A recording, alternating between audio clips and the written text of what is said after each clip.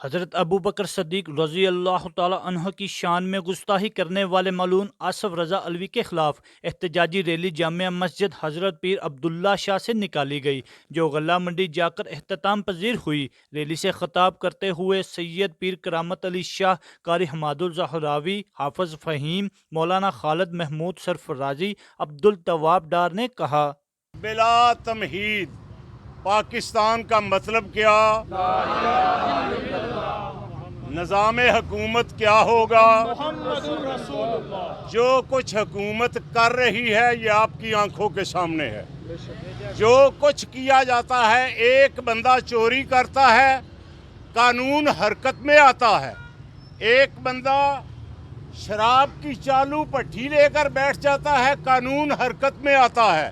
ایک بندہ کسی سیاسی لیڈر کے خلاف بولتا ہے، قانون حرکت میں آتا ہے۔ جناب سیدنا صدیق اکبر رضی اللہ تعالیٰ عنہ کے خلاف کوئی بھونکے تو قانون کہاں ہے؟ میں پوچھنا چاہتا ہوں، کیا ارباب اختیار کلمہ پڑھنے والے نہیں ہیں؟ کیا صحابہ کو ماننے والے نہیں ہیں؟ کیا اہل بیت اطہار کو ماننے والے نہیں ہیں؟ اگر ہیں، ان کا جواب ہاں میں ہے، تو ان کی غیرت کیوں سو گئی ہے ان کے ہوتے ہوئے ایسے اقدام اٹھائے؟ ابو بکر صدیق وہ ہستی ہیں جن کو من النبیین والصدیقین حسن اولئک رفیقا کہا ہے۔ ابو بکر صدیق وہ ہستی ہیں جنہیں یقول لصاحب ہی کے لفظ استعمال کیے گئے ہیں۔ ابو بکر وہ ہستی ہے جن کی شان میں یا ایھا النفس المطمئنہ تمام آیات بینات ان کے حق میں نازل ہوئی ہیں۔ ابو بکر وہ ہے جس پر نبیوں کے بعد کوئی ایسا شخص افضل نہیں ہے جس پر سورج طلوع ہوا ہو۔ ابو بکر وہ ہیں جن کے لیے تمام کھڑکیاں بند کر دی جائیں تو ابو بکر کے لیے کھلی رکھی جائے۔ ابو بکر وہ ہے جس کے لیے جنت کے 8 دروازے کھول دیے جائیں۔ ابو بکر وہ ہے جو معیت رسول میں صبح شام آپ کے ساتھ ہو۔ ابو بکر وہ ہے جو رسول اللہ پر چادر کھینچ کر چھایا کر کے کھڑا ہو۔ تو اس سے آگے جا کر ابو بکر وہ ہے جس نے فاطمہ زہرا کا جہیز خریدا تھا۔ ابو بکر وہ ہے جو فاطمہ زہرا کے نکاح کا گواہ ہے۔ ابو بکر وہ ہے جس نے فاطمہ زہرا کی نماز جنازہ ادا کی۔ ملک کے اندر ایک بڑی حساسیت کی فضا ہے، لیکن اس حساسیت کی فضا کو خراب کرنے والے دن بدن ان کی کارروائیاں بڑھتی چلی جا رہی ہیں، لیکن نظام ابھی تک آنکھیں بند کیے ہوئے ہے۔ اس ریاست کی اکثریت اہل سنت والجماعت سے تعلق رکھتی ہے، اور ہمارا یہ اولین مطالبہ اور تقاضا ہے کہ اس ریاست کو سنی سٹیٹ قرار دیا جائے۔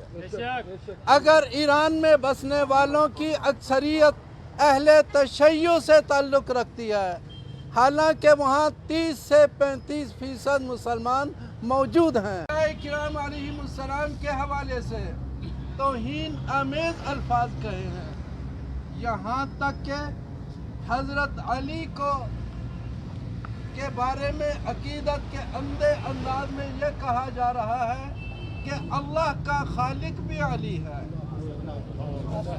اللہ کا رب بھی علی ہے، اور حضرت علی کے حوالے سے کہا جا رہا ہے کہ حضرت علی تمام انبیاء سے افضل ہیں۔ مسلمہ پر عجیب ستم ہے کہ ان کی تھوڑی سی لا علمی کی بنیاد پہ ان کو یہ باور کرایا جا رہا کہ اہل بیت ایک الگ گروہ ہے اور اصحاب رسول الگ گروہ ہے۔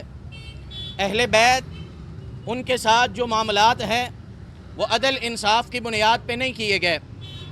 اس حوالہ سے سب سے پہلی آواز تو امت مسلمہ کے لیے ہے کہ خدا را اپنی ناواقفیت کو چھوڑیں، دین سے وابستگی کو اپنائیں، اور اپنے اصول، اساس اور بنیاد جو ہے اس سے اچھی طرح آگاہ ہونے کے لیے، واقف ہونے کے لیے اپنے دین کو، اپنے قرآن کو، سنت مصطفیٰ کو، اصحاب رسول کو، سلف صالحین کو تھوڑا وقت دیں۔ اور ارباب اقتدار سے یہ کہنا چاہتا ہوں، اور خصوصاً وزیر اعظم پاکستان محترم عمران خان صاحب سے کہنا چاہتا ہوں، تمہاری آستین کے سانپ زلفی بخاری کے ایما پر اس بدکماش آصف ملعون کو اسلام آباد کے اندر बकवास करने का आर्डर जारी किया गया। हमारा ये मुतालबा है कि तुमने उस इंतज़ामिया को गिरफ़्तार किया है, आसिफ मलून को भी गिरफ़्तार करो और तुम इंसाफ के कुटहरे के अंदर इस जुल्फ़ी बुखारी को भी लेके आओ, वगरना वो वक्त दूर नहीं है कि मोहम्मद के सहाबा के दीवाने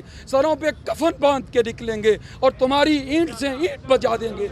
ये हमारा मुतालबा नहीं बल्कि ये हमारा पुरजोर आर्डर है कि अज़मत सहाबा के ऊपर भौंका जाता है, उम्महातुल मोमिनीन के खिलाफ भौंका जाता है, अहले बैत अतहार के दीगर अफराद के खिलाफ भौंका जाता है। आज जिस चीज की जरूरत है, उलमाए अहले सुन्नत, उलमाए देवबंद, उलमाए अहले हदीस, इनके कांधों पर वो बोझ है कि आवाम को पता है कि कोई भी अकीदत रसूलुल्लाह सल्लल्लाहु अलैहि वसल्लम को बाईपास करके नहीं है। कैमरामैन लकी भट्ट के साथ daily news with Asif Bhatt, Gakhar.